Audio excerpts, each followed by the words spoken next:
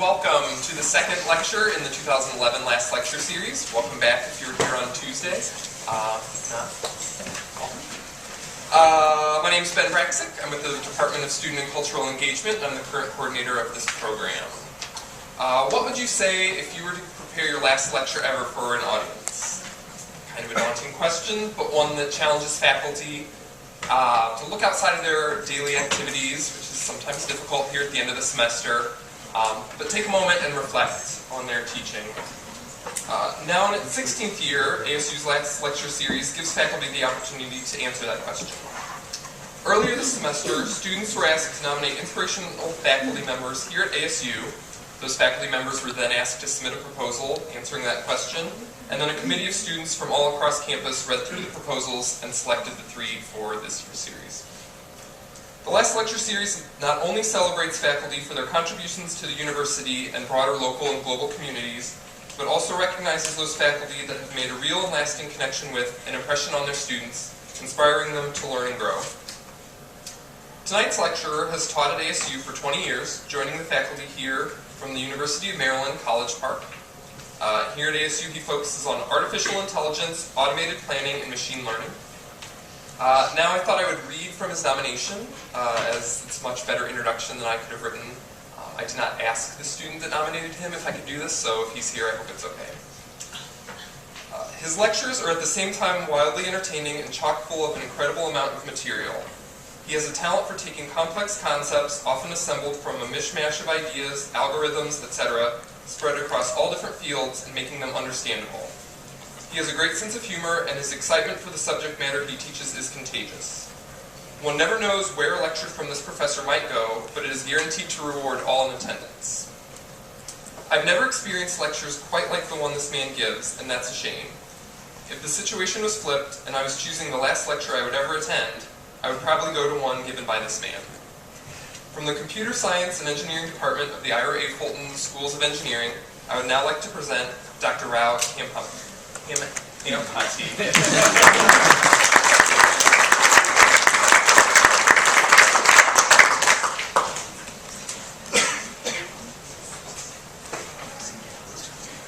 Okay, you can hear me, right?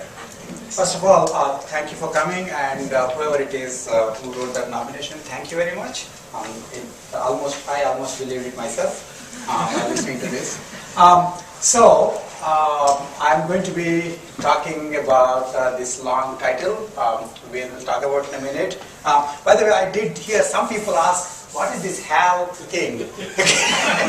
I mean, I continually realize that I'm older and older and older because my students don't seem to have the same cultural references that I do. HAL, is this beautiful computer here, which actually, is in the 2001 Space Odyssey, and it's essentially controlling everything, and it's, ahead of its time, and it's artificially intelligent, and it would be essentially telling Dave to do this or not do this, etc. And so that's where the title comes from. Okay, we'll talk a little bit more about that in a minute, but let me tell you what I was thinking when I got this last lecture thing. So every spring break for the last sort of several years, I think at least 3 in my last count, I get this mail from this guy, Ben Braxic, saying you are nominated for the last lecture, and would you like to submit a proposal? And I got a Teaching Excellence Award some years back in 2002, and that sort of meant that I'm supposed to continue teaching. Last lecture is an iffy thing because it wasn't quite. I wasn't quite sure whether they were hoping that I'd stop talking, right? And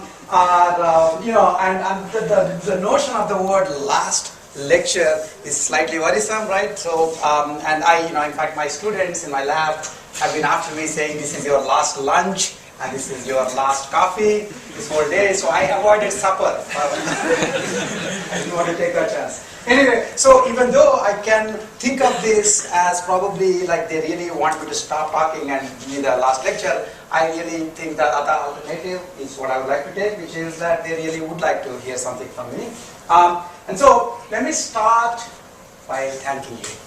Thanking the students and thanking the people who actually thought that I teach reasonably well enough that I should do this. As long as I can remember, as long as I was even as long as from my childhood, I wanted to be a teacher. I was teaching my brother and sister, and they insist even today that they're scarred for life because of all the teaching I've done. And I was teaching, I was playing teacher even when my play groups were mixed groups, and it would have been more advantageous to play doctor, if you get my drift. And yet I played teacher. Okay?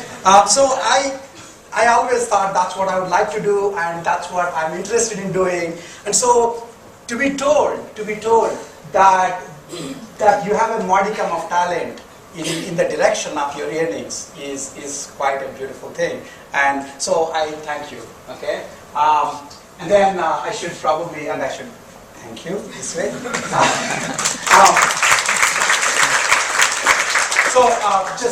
There's a whole bunch of GIFs and stuff that came from Google Pictures. I'm assuming that this is all fair use for talking to you guys. I was looking for a folded hands thing to show you guys. It turns out that Google only believes in beautiful women folding hands. So the closest I could get a brown man folding hands was right. So in some sense there is a presidential imprimatur to his talk, but he probably doesn't know this. Okay. Anyway, so before I get into the subject of my talk, I should just do some acknowledgements, mostly because I see some of my students here and they know that we never almost end on time. I will try, and so if I wait for acknowledgements to come at the end, I'll forget about that, and I'll probably run out of time, so I should say this beforehand. First, I would really like to thank the students I've had the pleasure to teach from 1991 onwards. I think, it's hard to believe how many masochists are there in ASU. And I got the finest specimens to come to my classes. So I'm really happy for them, and I thank them. I should thank the teachers, both who taught me in my classes, and also I have a family of teachers.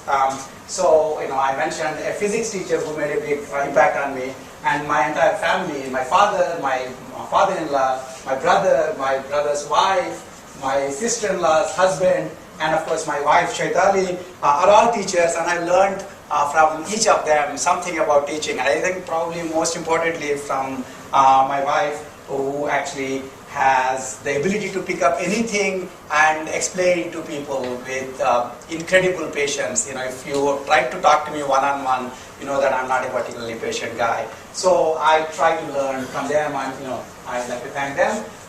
Then finally, to the people who kind of hang around too close to me and who had to suffer my eager teaching for protracted periods. I already mentioned my brother and sister who say that they're scarred for life. And then I have my son who hates the kitchen board. I think he likes it, don't you think? But where I try to explain to him various things. And then, of course, my graduate advisees who have to deal with my penchant for teaching. Okay, so that's about the acknowledgements. Okay, now let's get going.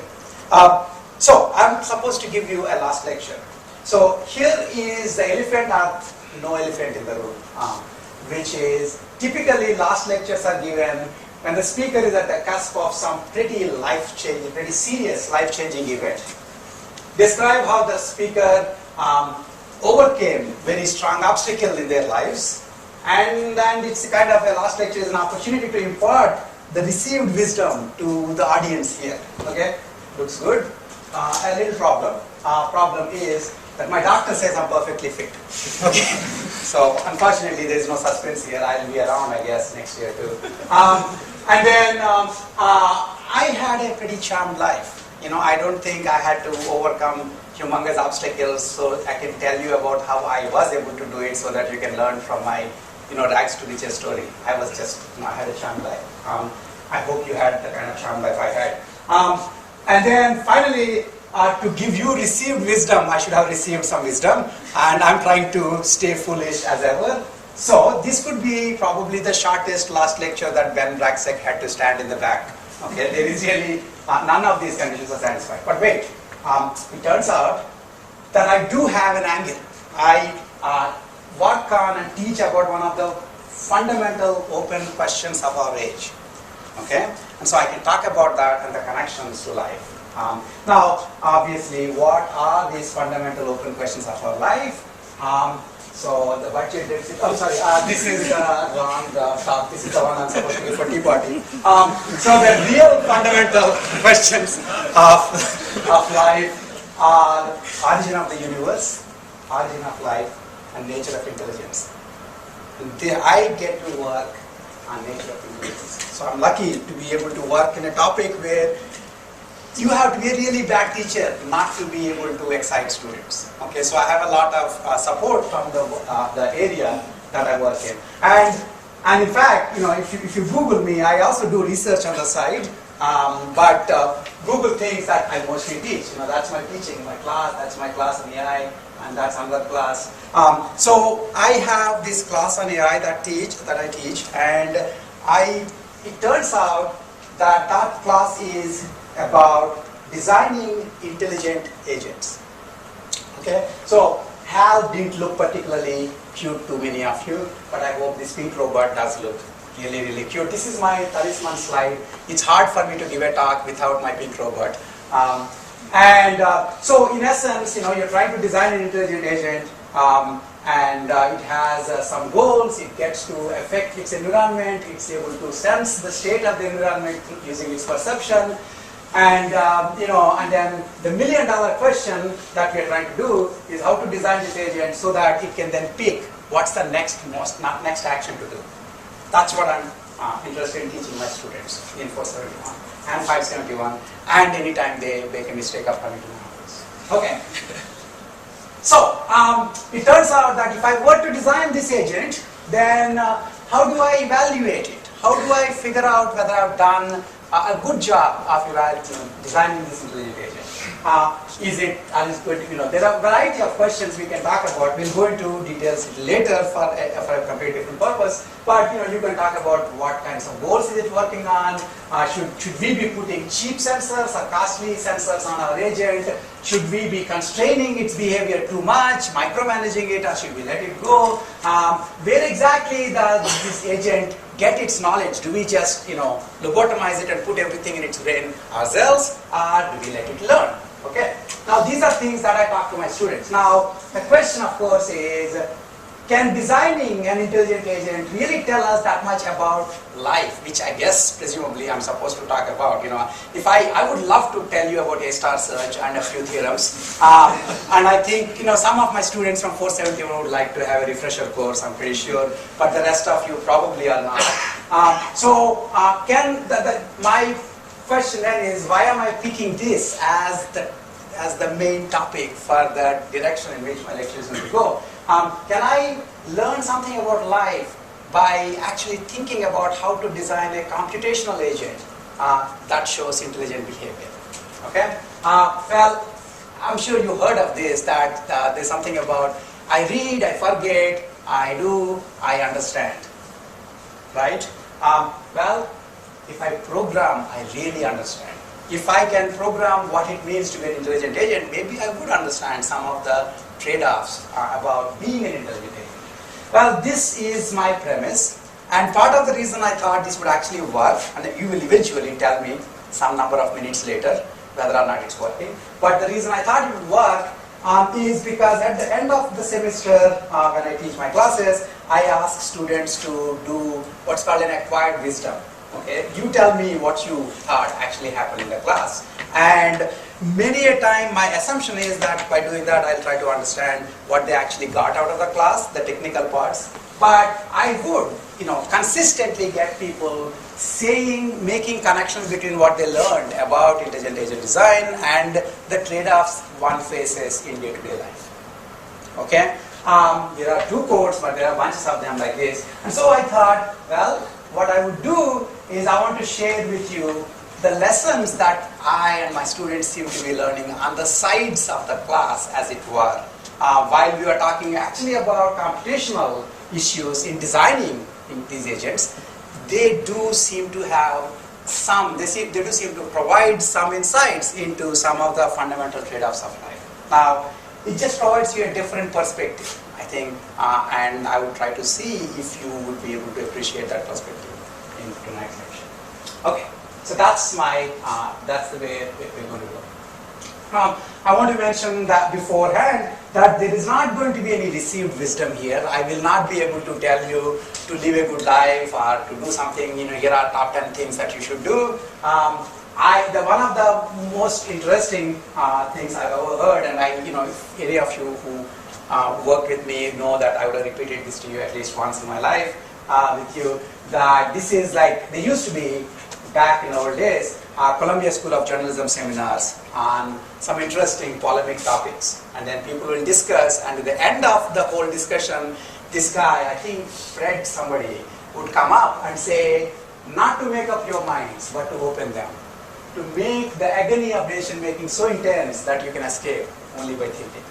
Okay? If I can, what I'm trying to do here is not to give you, some obvious answers as to my received wisdom, but what a perspective on intelligent agent design might tell us about the kinds of trade-offs we face in day-to-day life. Okay, so that's the direction I'm going to go. Okay, I am going to have to do, because in much of what I'm going to do in today's talk, I will say something about difficult problems or hard problems, and I need to sort of make it slightly clear as to what I mean by hardness.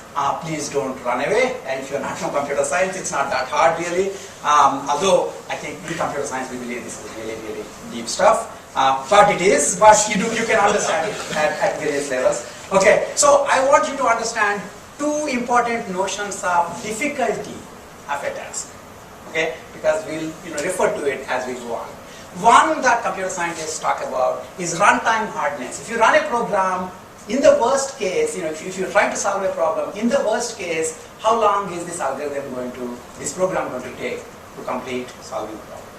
Okay, we typically talk about tractable computations are those that get done in a polynomial amount of time in the size of the input, and a tractable problem is one for which there is a tractable computation. And here's the interesting, tricky part. Just because I give you a problem and you came up with an exponential solution doesn't necessarily mean that's an intractable problem. It only means you could think about a better solution. Okay, so it's a slightly trickier point there, but there is, if a problem has a polynomial solution, then it's a tractable problem. If it's not, then it's not a tractable problem, in particular if it takes exponential time. And then there is a whole hierarchy of how life can get really bad. You can have polynomial, you can have exponential, you can have double exponential, and you can also have undecidable. That means this computation will not end, ever. And I can prove that it won't end. Okay, and so when I want to say something is really hard, that's the kind of computation that we will be having. A different notion of hardness, which is just equally important for us, is hardness in terms of learning. Okay, we talk about, are kids slow learners or fast learners? Is somebody, fast on the uptake, and are people taking a long time to learn? And most of the time what we talk about is this notion of sample complexity. How many training examples did you have to be given before you understood the concept? Okay, and a hard learning problem is one where even the smartest people in the world will take a large number of examples before they can actually learn the concept. So these two, keep in the back of your head. Once in a while we'll come back to it, but otherwise, that's probably the most technical thing that you have to understand today.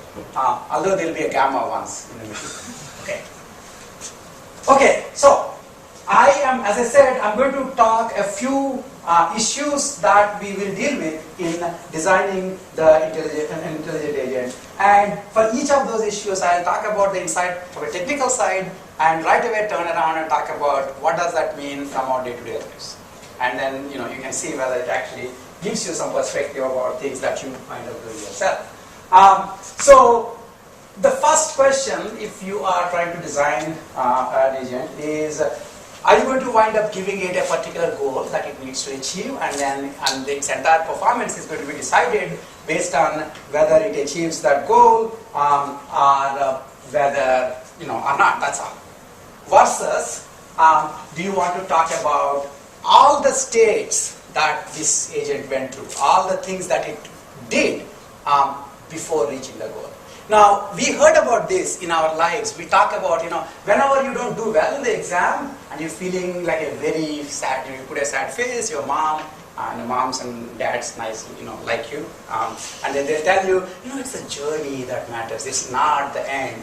And the question then is, should we be actually evaluating agents in terms of the journey or the goals? Typically, I would think the journey matters. It's not enough, for example, if you get into a taxi and say, get me to some place, and you do care about how they drive, how many times they got you close to getting killed or put under the oncoming traffic. So you do care about the journey.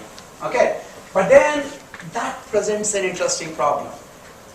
If for the states of that the agent goes through to matter, you somehow have to say there is a reward for each state that you get through. And to go from here to there, I can basically make very huge number of small steps. For each of them, I get a little reward. Now, if I make infinite number of steps with small reward for each of these infinite number of steps, then I can essentially wind up getting infinite amount of reward for doing nothing. Okay, so there is a tricky problem there, and that's a technical problem. And the way people, one approach that we use in AI is the notion of discounting future rewards. And I want to tell you this, and then tell you that in fact you do this in your own life in some way. Okay, so what's that notion of discounting future rewards? So you essentially have to say, if you have a long sequence of states over which you're going to collect your rewards, then you're going to decide the total reward for the sequence, which can be infinitely long, right? And then the way you compute that is you'll say reward now plus gamma times the reward in the step 1 plus gamma squared times the reward in step 2. This is the number of gammas I was talking about. Okay? Now what's gamma? Gamma is a small number between 0 and 1. Now, many of you, except this little kid here, are Arizona State University students, right? And so you have gone through high school and you know geometric series, and if you sum a geometric series, as long as the gamma, the common ratio is less than 1, the series converges. So it's a mathematical trick, it looks like. Essentially what you're doing is, you're making an infinite sum converge to a finite number by throwing in a gamma which is between 0 and 1. Okay? That part is good enough. Now, so as I said, it converges as long as gamma is less than 1. And so this takes care of the technical problem that we started with. What I want to say is, what has this got to do with us? How does discounting rewards seem to actually, do we do discounting of future rewards? And does the way we do discounting of future rewards actually change how we live our lives? And I want to kind of try to get you to realize, if you aren't already, that in fact that is very much the case that we do. In fact, I would argue that we are fascinated by the trade-offs presented by delayed rewards. Okay? Here, just arbitrarily looking at quotable quote section somewhere, I noticed that these are some of the quotes about how you're supposed to live your life. Somebody else's ideas. This one says, begin doing what you want to do now. You have only this moment, sparkling like a star in your hand and melting like a snowflake. Okay? And this one says, live every day as if it were your last, and then someday you will be right. Right? This one says, dream as if you will live forever. Live as if you will die today. And this one says, most of us spend our life as if we had another one in the bank. Now, I want you to think of these. This is English quotes that you have read, right? And I would say you can actually make sense of this from a philosophy of how to set gamma. Okay? In particular, I would argue, and I think you will see, that this is arguing for gamma equal to 0. There is no tomorrow. Just enjoy today, right now. There is no tomorrow. And use all your money, use all the fun, do the best you can, and be done with it. Because after all, snowflake melts, and this lady will be very unhappy tomorrow. Okay? And then on the other hand, Breaker Morant seems to say, set gamma close to 1, because future rewards matter. And future rewards don't become completely discounted for the day-to-day. Okay? So, in this case, actually, the discounting rewards sort of makes sense from the point of view of actually understanding this sort of usual, normal life course. Okay. the thing that I think about when I think about delayed rewards is education. Education is the most delayed of the rewards. Okay? How does your gamma vary across? I want you to think about these 4 cases. This is what I said I will do, make you think during the talk. Kids in Darfur, high school dropouts, undergrad students, graduate students. What do you think? If you have to assume ceteris paribus, everything else remaining constant, if you want to say they are using different gammas, who do you think has gamma close to 1? Who do you think has gamma close to 0? And if you think about it, kids in Darfur, it makes no sense for them to make huge long plans. There may not be any tomorrow. So use up whatever you have today and enjoy your life. So they are better off setting gamma equal to 0. High school dropouts are thinking, I don't really know if anything will happen, this whole entire budget crunch and huge deficit, there's not going to be any tomorrow, let me drop out of the high school and take my McDonald's job right away, before somebody else takes it. So they are, and they are gamma close to 0 but slightly above 0. And then there are undergrad students, and then there are graduate students. Right? Graduate students are gamma close to 1. Okay, they are thinking, let's just, pretty much if you do PhD, double PhD, triple PhD,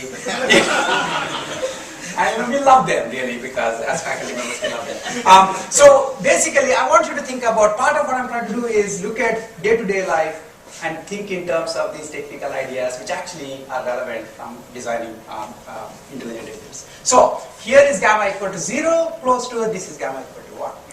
And so you can sort of think of how to deal with delayed rewards in terms of this gamma, or how you discount future with respect to present. And what I would say here is, if you want to increase retention in colleges, apparently people are dropping out, then increase the gamma. That's essentially what you want to do, and it's not easy.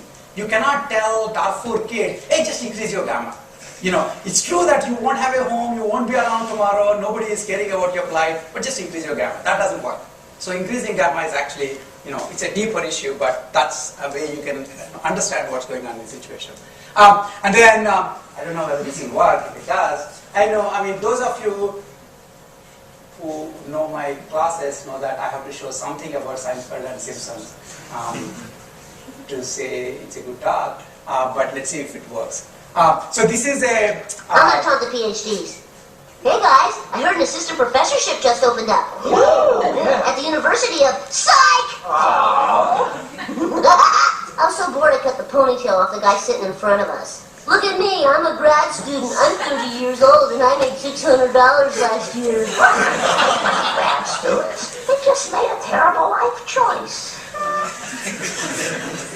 Okay, so that's what Marge says. Grad students just made a terrible life choice. No, that's not. That's a negative way of looking at grad students. Okay, those of you undergrad should be ashamed for laughing at this. Right? I think grad students outnumber you here. Okay, so really, I would rewrite this sentence having understood gamma, that God don't make fun of grad student. They just have, if I can get this to work.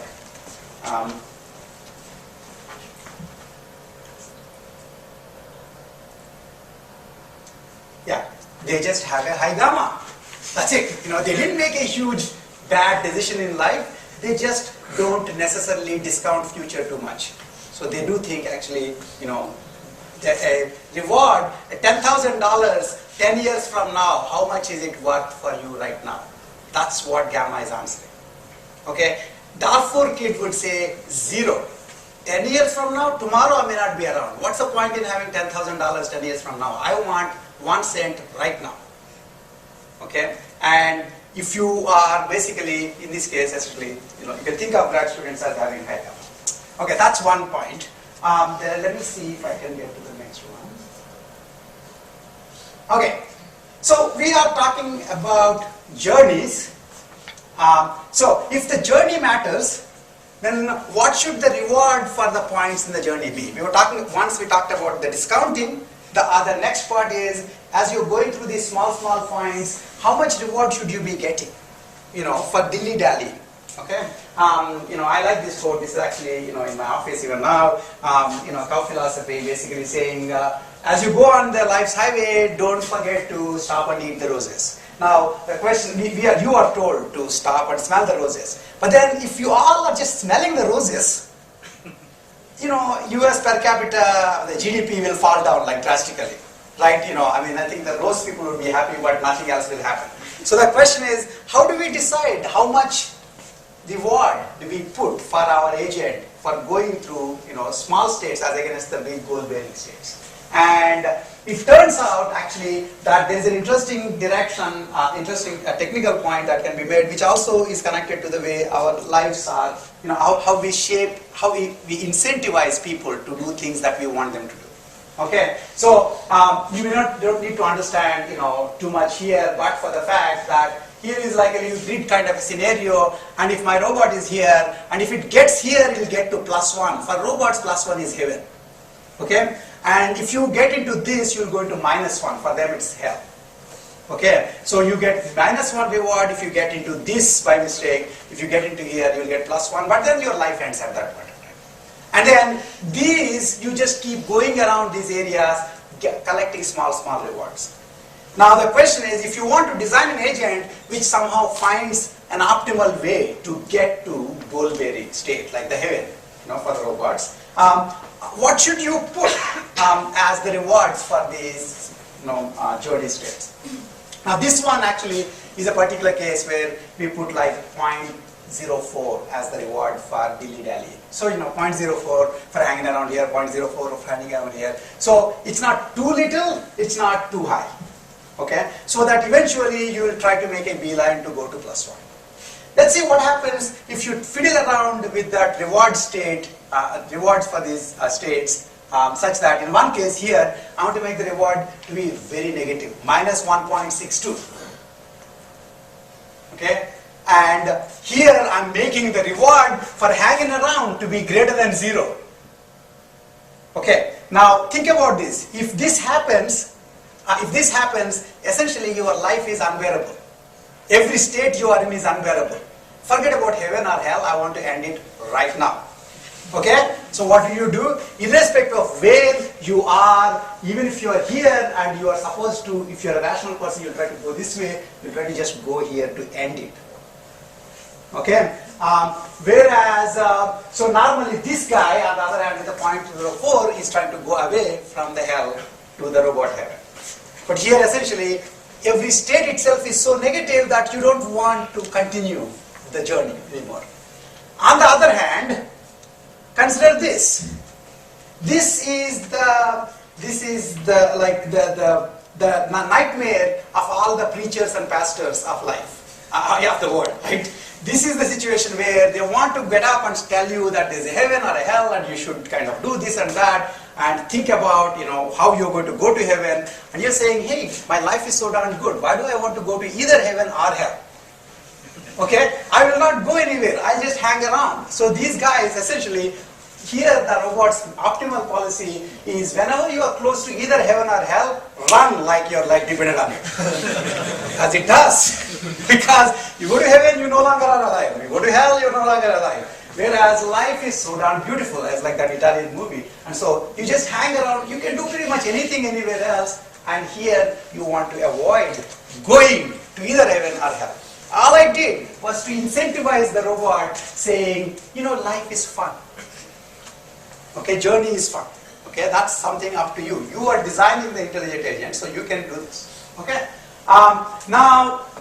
But in discussing this, you also thought about our own lives, and we, in fact, I don't want to go into gory details, but we talk about people who are depressed enough. We have all heard of stories of people who have everything to live for, and yet, inexplicably, they seem to sort of end their lives.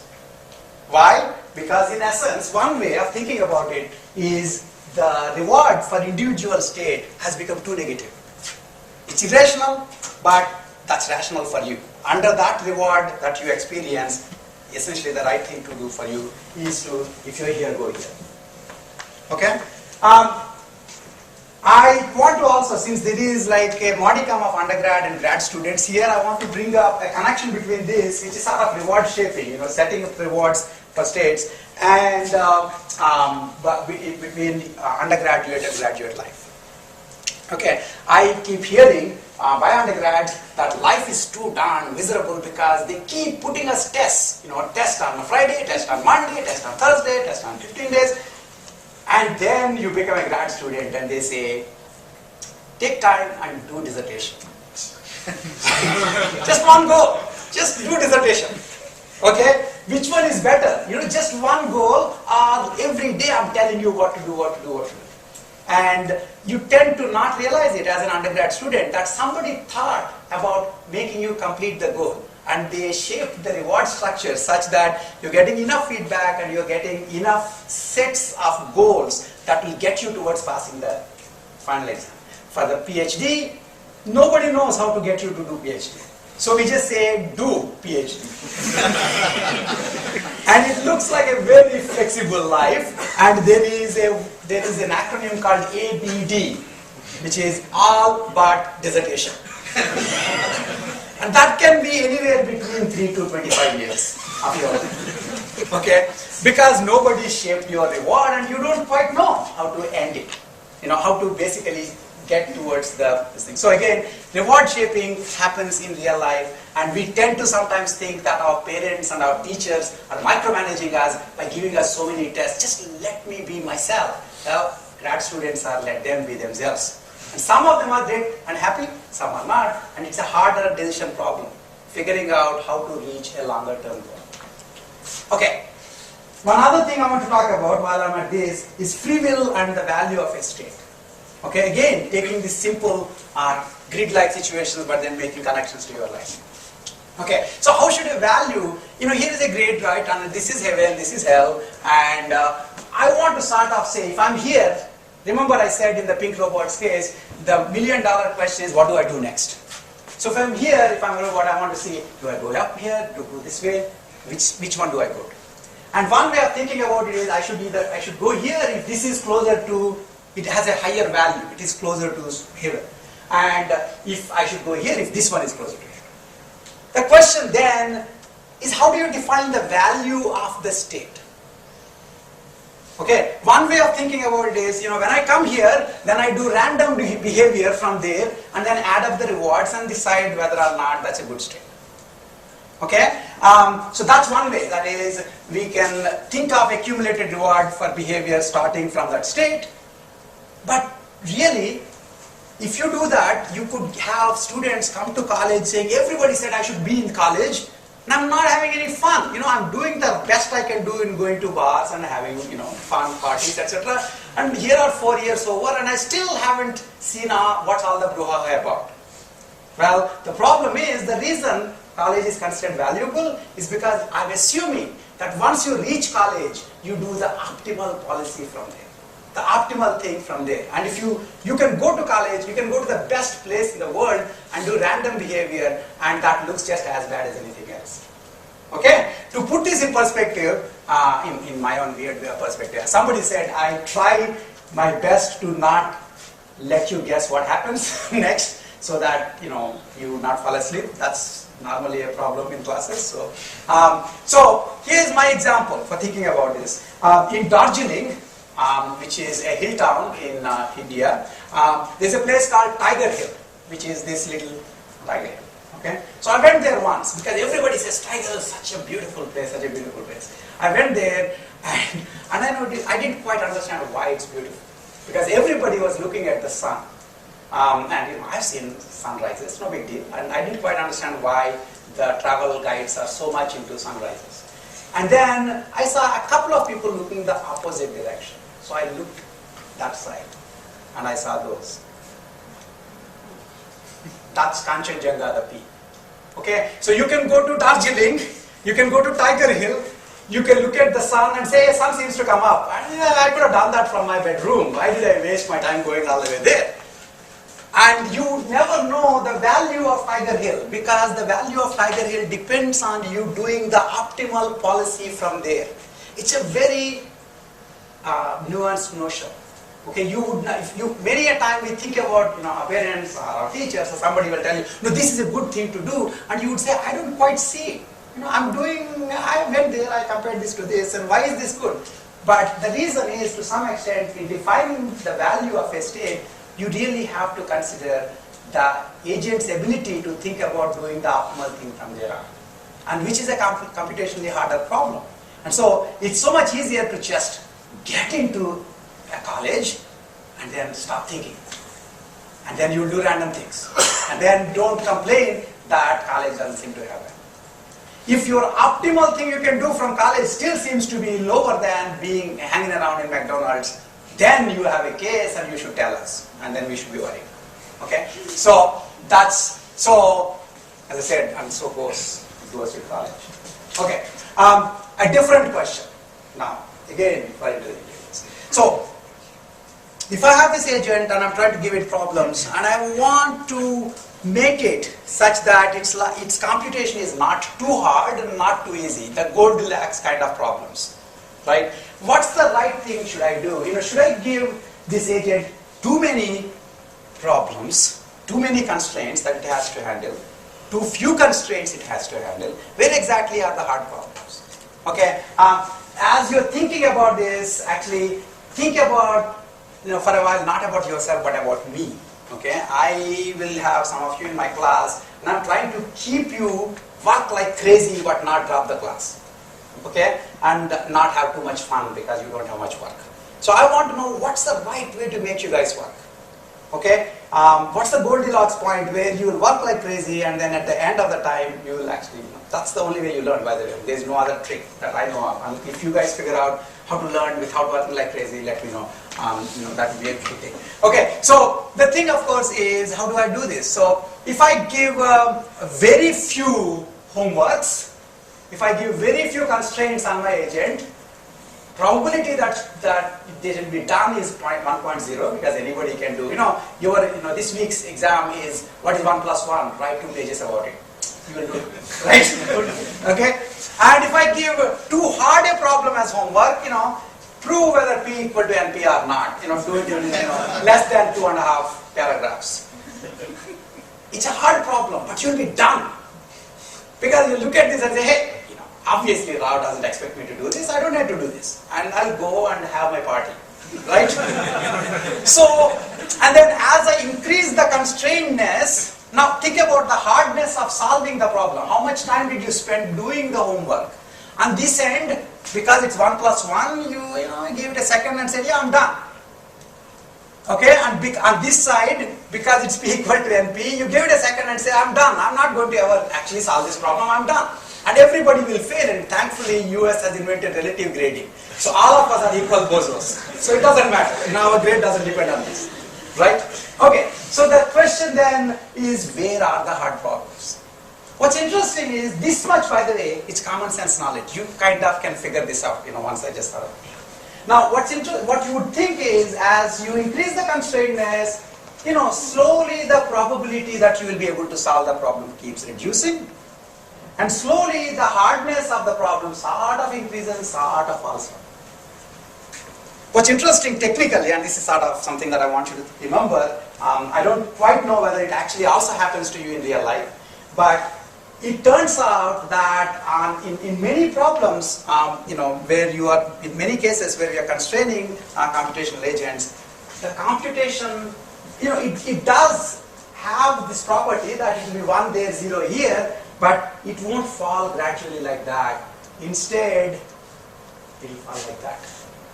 Pretty much for a whole bunch of homeworks which are of a certain level of difficulty, people keep hanging around in the class because it will be easy enough to do. And just on this side, they will drop. Basically, again, it will be easy to solve. On this side too, it will be easy to solve because they realize that the problems are hard to solve and they won't have to do it. And what they'll wind up having to deal with is this narrow region where they will stay alive and stay awake for night after night trying to solve the problem. The best homework problems are those that you cannot quite give up. If it's too hard, you'll give up too fast. If it's too easy, you will be done. And the trick is to find a problem that will keep you, not because I'm a sadist, but I tend to tell myself that you learn something. Okay, so From a technical point of view, if you think about where do hard problems live, it's quite interesting that there's a phase transition in the hardness. Now the word phase transition you probably heard, those of you who didn't take my class, you heard it, for example, in the context of boiling water. Okay, all water molecules want to become vapor in all temperatures. But what's interesting about boiling point is, at boiling point, all of them want to become vapor at the same time. It's like they're all going out into vapor. And that's the phase transition where the temperature no longer increases and until all water becomes vapor. And so what we're seeing is there's a critical phase transition region where the difficulty of problem just skyrockets. And understanding, and to some extent, as a teacher, I want to try and give you the problems in the phase transition region. But more interestingly, from your design of the agents part, you can see that too heavily constrained and too lightly constrained are both easy. The harder ones will be in the middle. And what's more interesting, they seem to be concentrated in certain parts. Okay, the next thing I want to talk to you about, and we are running around and I think I have 3 more things and I will show you that. Is if I'm trying to design my robot and I have to buy cameras and effectors, should I give it the best effectors and sensors, or should I give it the cheap ones? Okay, and furthermore, when does the robot's life become hard in terms of the decision making it has to do? And in thinking about this, I want you to think about when does your life become hard versus easy based on your abilities. The abilities in terms of the actions you can do to the world and the sensing that you can do on the world. Okay? It turns out that there is an interesting technical conundrum that I want to make connection to the real life that we live. Okay, one of which is that if this robot is in a world where everything is fully observable, that means it knows exactly where it is, what state it is in. It turns out that the problem is polynomial. If you remember several slides back, I said polynomial good. Okay, and if it is fully non-observable, that means the robot has no sensors. It has no sensors. It doesn't know where it is. Which means if the world has n states, then all it knows is in the beginning it's in one of those n states. That's it. Okay. Then the problems that it can solve, given a problem, figuring out whether or not that problem can be solved, it can do this in that problem. That would be NP complete. That basically means it's hard. It's not polynomial, but it's exponential. Okay. What's interesting is if you give it some sensing ability, so that it's not fully observable, neither is it fully unobservable, you would think life should become easy, wouldn't you? But it turns out computationally, actually, it's a much harder problem.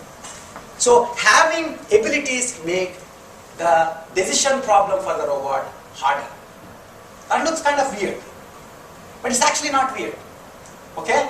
Because the robot's decision making becomes harder with partial observability because it has some ability to sense, but then it has a higher ability to accrue reward because there are more problems it can actually solve and get to goal states. Okay, and this actually happens to us in life too, because as we have the ability to sense, then there is a sort of a concomitant expectation that you use that sensing ability. Have you ever thought about this point? That if I now, as I'm walking to, run into this table here or trip over this, all of you will laugh. Okay? I assume. And then, whereas if I were blind and I was using like a stick or something and I fall or I hit the table, none of you will laugh. You will say, yeah, this poor guy, he's not expected to know what he's doing, in terms of sensing. So the expectations, the kind of performance metric is sort of changing. So there are fewer problems that you can solve successfully when you have less sensing. But when you have more sensing, there are more problems you can solve, and that means that you have to, then that means that your decision making becomes harder. Okay, now, here is what my scientific point. But anyway, with sensors, a robot's decision making becomes harder, but it has a higher ability to accrue reward. This is what I said. Robots don't get to complain about the time they spend doing decision making. I see all of you complain. that if you have to think too much. Right? We don't like thinking. We decide our performance metrics. For my robot, I decide its performance metric. As of now, in fact, I just got this thing about Spiriton rover who were left on, who were taken to Mars to look around for 90 days, and then they were going to be brought back. This is day 1 of 90, day 88 of 90, day 91 of 90, day 103 of 90, 127 of 90, 857 of 90, and this robot was slowly thinking, do they really like me or not? Do they want me to come back? And we, it's funny because we know robots don't do this. If you put a person there, God forbid, you send one of you astronauts there and say, you'll be there for 10 days and we'll forget about you for like 857 days. Right? That's not going to work. Okay? So thankfully, the intelligent agents that we actually design don't apparently get to decide their performance metric and where they get their ability from. But we always do. We decide whether or not we would like to think. Okay? And that actually gets to some interesting fundamental trade-offs that we face every day, in my view. For example, let's not read that chapter for the exam lest it gives us more homework to do. It's true that if you do read that chapter and then actually do the homework, maybe you'll do well, better in the exam. Okay, but you decide that it's not worth it. Spending time thinking is not worth it. Okay, in general, we are always pulled by the deeper question. I think this is really a deeper question that I think about myself, and some of you probably will think about too, which is what responsibility, if any, do we owe to our abilities? Just because you can do something, must you do it? Just because you are able to solve a hard problem, must you solve it? Okay? And the interesting thing is, life can be easier if you ignore your abilities. I can tell you, my last week would have been so much happier if I didn't have to give this lecture. Okay? I mean, the entire time I was thinking in the back of the head, can I keep these people awake? And can I keep, saying something that will hold their attention? And I could have just said, hey, my utility metric has changed. I'm going to just have fun. I'll go to Disneyland right away and forget about this. Okay? And so by ignoring my potential, somebody thinks I have the ability to give this talk, and by ignoring that ability, I could have had a happier life. Here is a plug for a book, Ludwig Wittgenstein. Many of you probably heard about the name. He essentially, it's a very acclaimed biography of Ludwig Wittgenstein by Ray Monk. Is titled "The Duty of Genius." And Wittgenstein had a pretty sad life. He was a very smart guy, but he was always sad because he felt the world's responsibility lied on his head. He has to, use his abilities to make, to figure out all the fundamental problems of the life. And people solving fundamental problems are not having too much fun, really. Okay, and so the question is, how do you kind of, basically, to some extent it happens because the abilities, we are assuming, in this guy's case, he assumed that the abilities, because they have it, they should use it. And as parents, those of you who are parents, or those of you who had parents, would have seen the opposite. That means your parents might tell you, you are so much more capable, why aren't you doing it? And after a while you say, stop nagging, this is what I want to do. Okay? But it's an interesting question in terms of the more reward is actually possible because you have these abilities. But that doesn't necessarily mean that you would want to actually capture them. And you get to decide. That's your free will issue. Okay? This one actually is for those of you from India who might actually know this. This is Bhetal Vikramarka. It's a very interesting legend where this poor guy's only problem is he has a very critical thinking head. And so he's trying to catch a particular ghost who's always in some dead person and on a tree, and this king ghost brings the dead person about and he's walking. And he should not talk during this walking, and then they have to go and put this guy somewhere. And this Bhetal, who is this ghost in this, will ask a very interesting, tricky story, he will tell, and then say to Vikramarka, if you know the answer to this riddle that I'm going to ask you, and if you decided not to answer, you will die. Okay, of course, because the ghost, he can do that. And if I say this in the exam, people don't care, right? Right? But because he's a ghost, he can do it, right? And then poor guy, just because he was capable, he will wind up answering every damn question. And so he never, as of now, he hasn't yet caught the ghost. Because as soon as he speaks, the ghost goes away. Okay. Once again, this is a fundamental trade-off that we are aware of. That's why the cultures talk about it. If you have an ability, must you use it? Okay. And then my Seinfeld part here. Those of you who have seen George Costanza one time decides people in wheelchairs have it too easy. And so he decides to get onto a wheelchair because he wants to artificially reduce his abilities so that he'll have an easier life. In this particular case, there's a nice chase scene on the so he gets onto his wheelchair and then they're all going.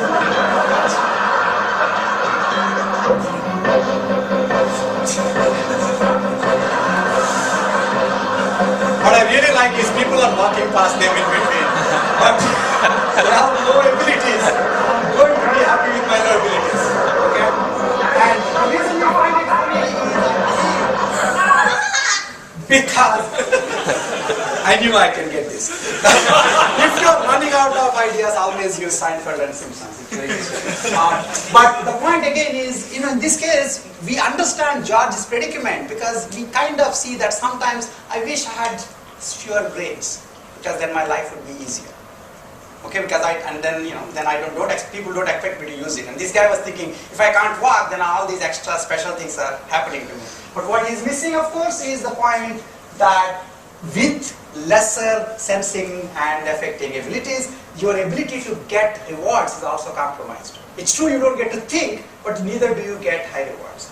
So, thankfully for humans, we can change our performance metric. We can say, hanging around is what I want to do all the time. That's why we talk about solar games, right? Okay.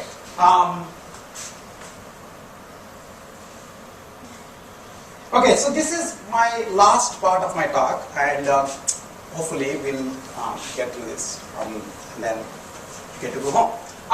So the last thing, and in some sense more profound issue, is how do you put stuff into your robot's head?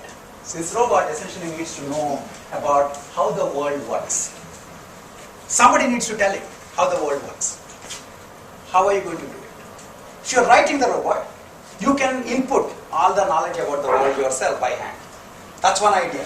And if you think, how can that happen? Well, evolution did this for us. When you came into this world, you had a humongous amount of knowledge about this world. I mean, babies know how to swim for like first 2 hours of their life. After that, they'll sink like stones. Okay? And babies know when they come into the world that bananas are good smell and rotten eggs are bad smell. And what the heck do they know about bananas and rotten eggs? But evolution essentially equipped us with certain amount of knowledge about the world. And we can get along for like up to 3 to 4 microseconds as humans. Human babies are probably the most defenseless creatures, but you know that animal babies actually get along quite fine with evolution, right? But the problem is there's limitations on how much you can hardwire. Even evolution has limitations, and so probably you are likely to have limitations. And as a parent, I know that I once in a while try to hardwire my kid's head, and it just doesn't work, right?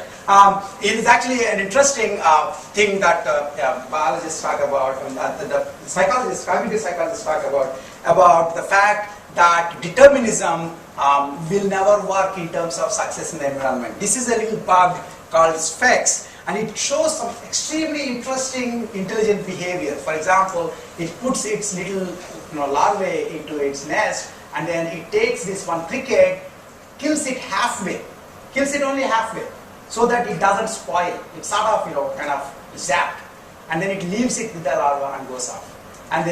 And so that when the larvae become big enough, then they can remove and eat the cricket. So it looks like if you can talk about innate intelligence, this is it. I mean, this is a little bug which does long-term planning, right? Except it turns out that this guy actually does not have the ability to learn anything about the world. Whatever it did was completely hardwired.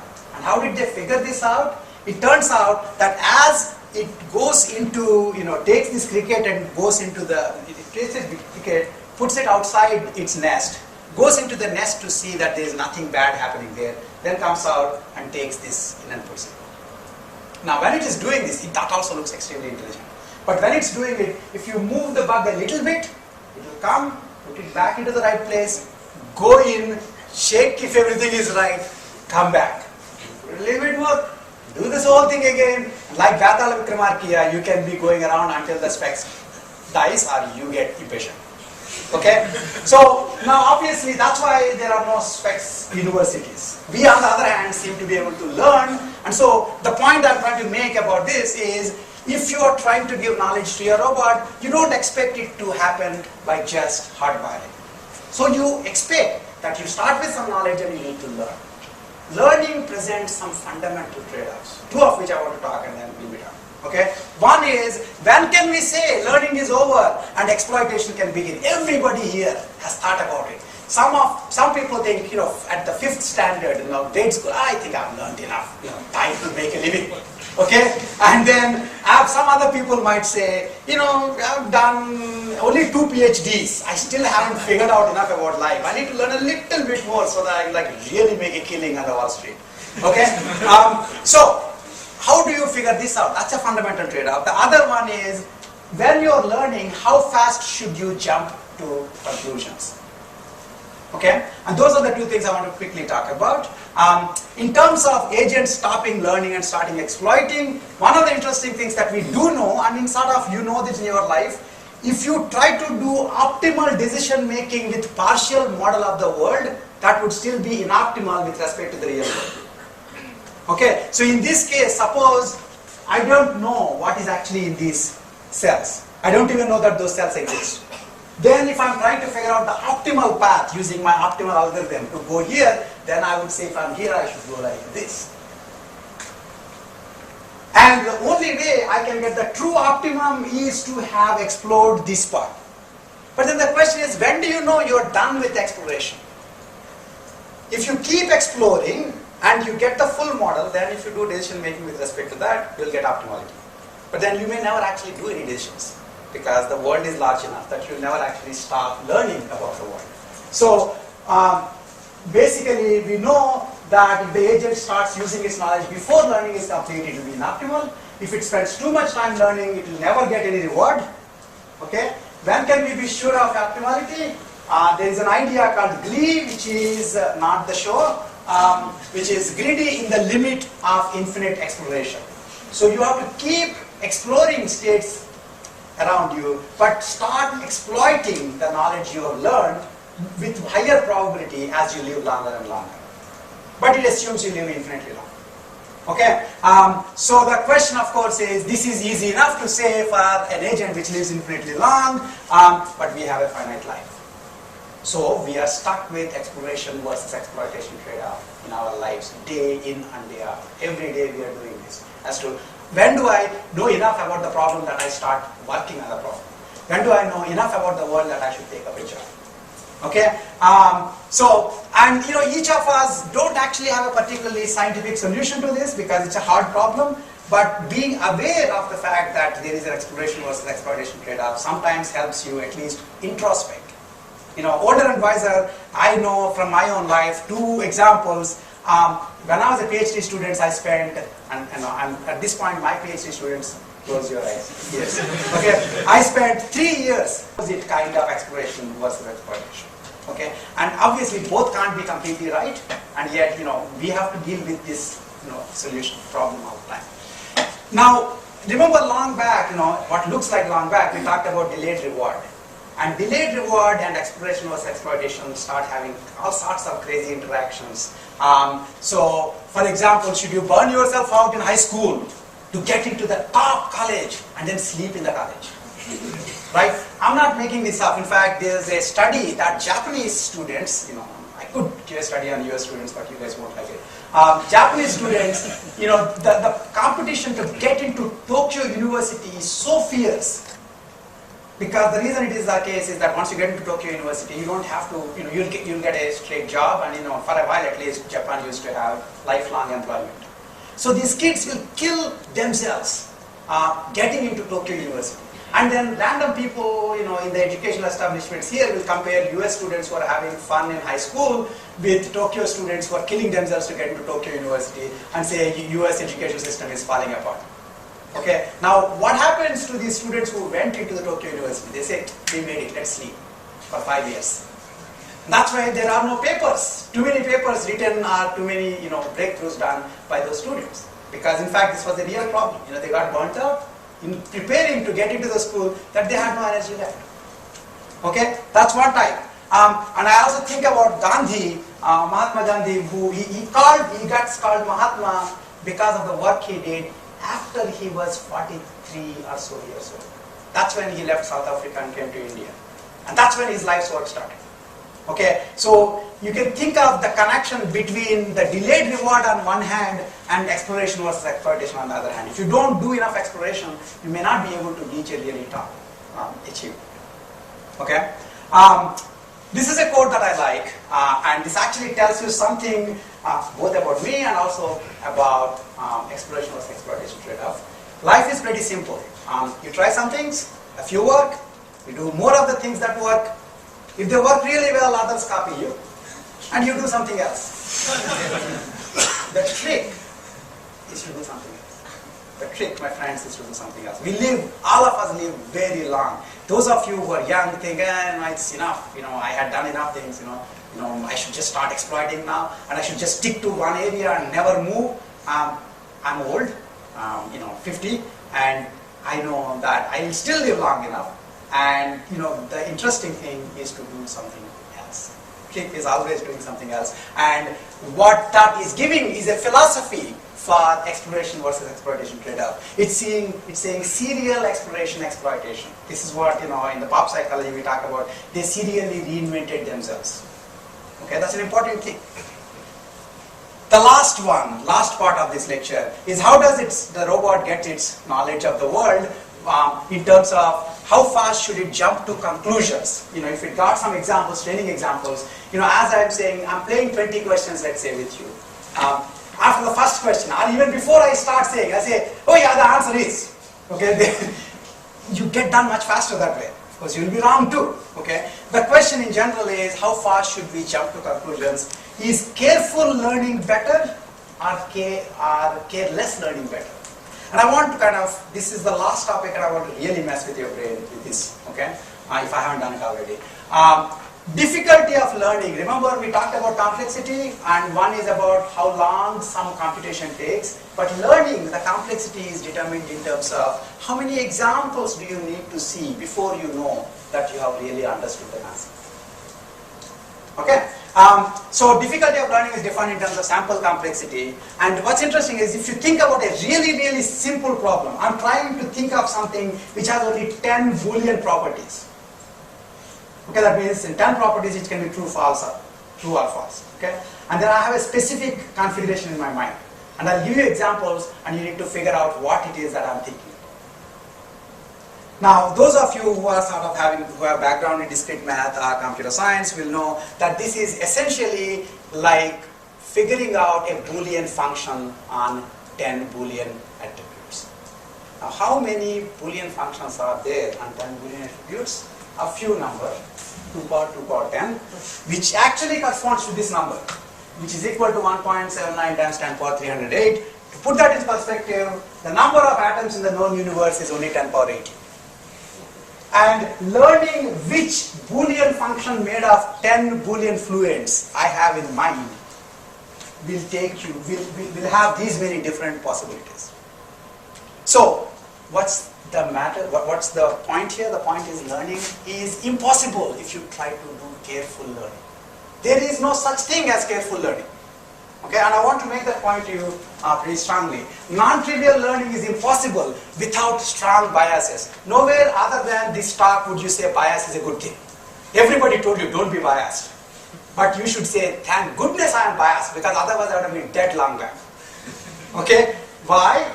Because think about this example. This is called the famous Gaogai example.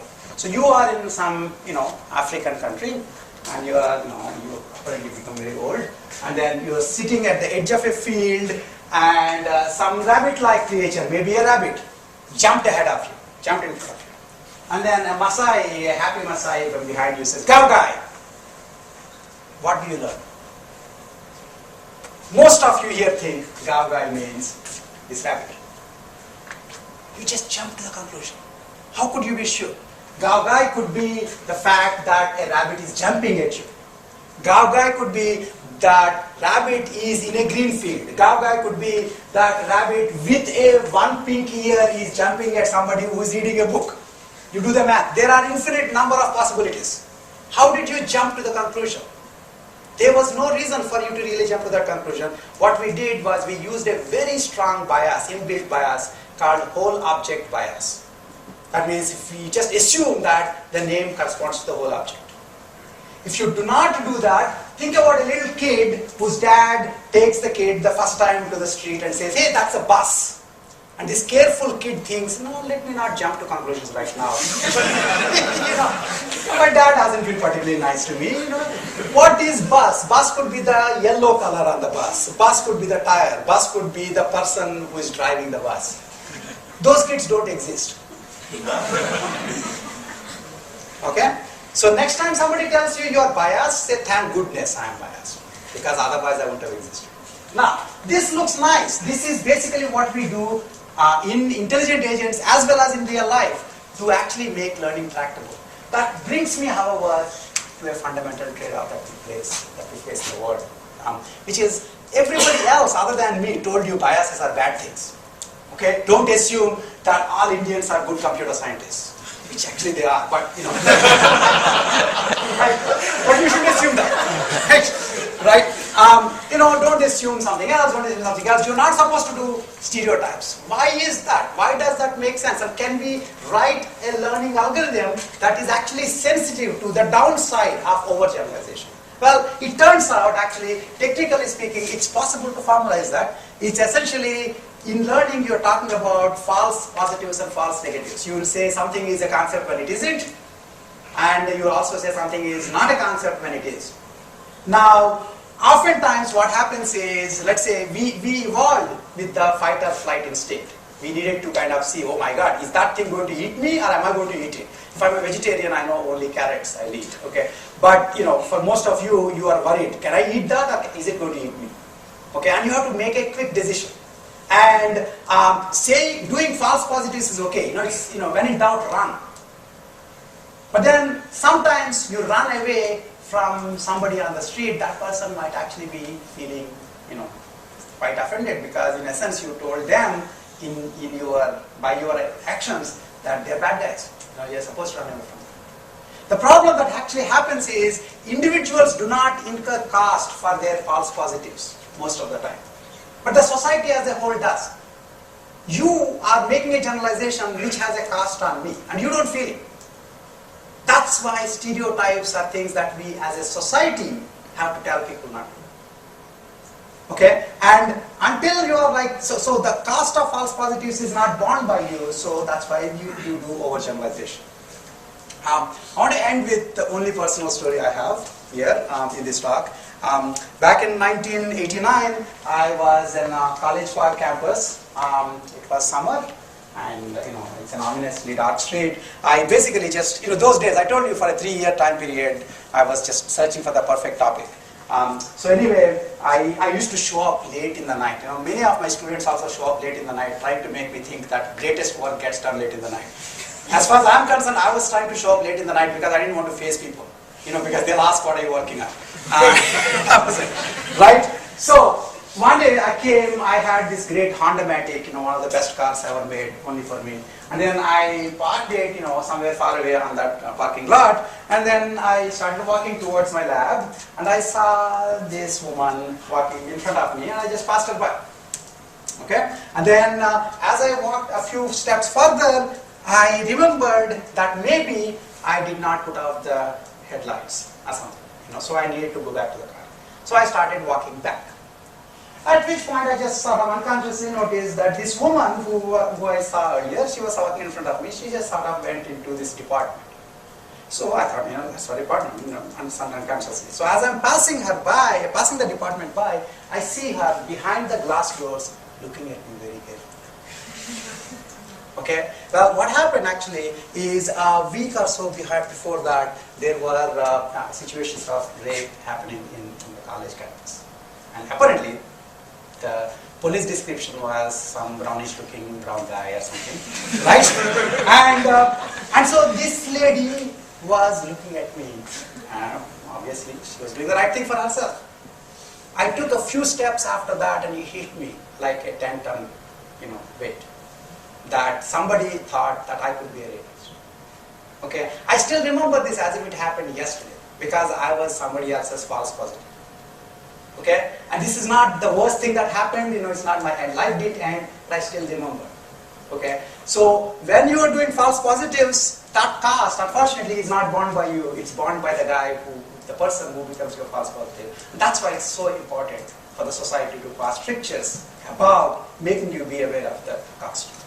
Okay, so there is really no substitute for assessing the caste of false positives other than being one yourself. And I hope one day you will be, so that you will know what the caste is.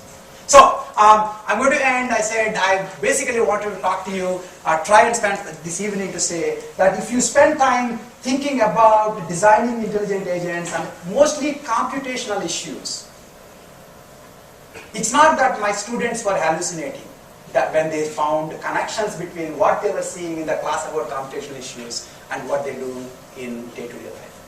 I believe that there is a connection, and I hope you see some of it. Okay, now, does that help? Does an appreciation of the computational considerations in what you are doing help you understand what you're doing more?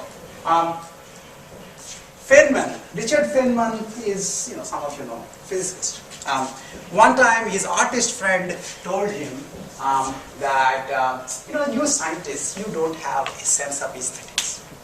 You see a rose, you don't really understand the beauty of the rose. Whereas me, the artist, understand the beauty of the rose. And Feynman said, au contraire, that's not true at all. Not only do I see what you see in the rose, but I see, you just see the surface structure. When I see the rose, I also see its inner structure, its cells, and I ponder about evolution. I realize that probably the colors of that rose have evolved to attract insects to pollinate it. Which then means that insects can see color. Imagine if insects are colorblind, the flowers are not made for, Florist International, right? Right? So so in some sense what Feynman was saying is, so I appreciate the beauty of the rose at a much, much deeper level than you do. Okay? So AI and life, Thursdays with Rao, what I'm trying to say here is computational quest to design a HAL or intelligent agent may not directly teach you pat life lessons of the kind you will read in Tuesdays with Maury. As you can see, I don't particularly like that. But it gives you a deeper, more nuanced appreciation of some of life's most fundamental truths. And I think you'll be much richer for that understanding. Thank you for your time.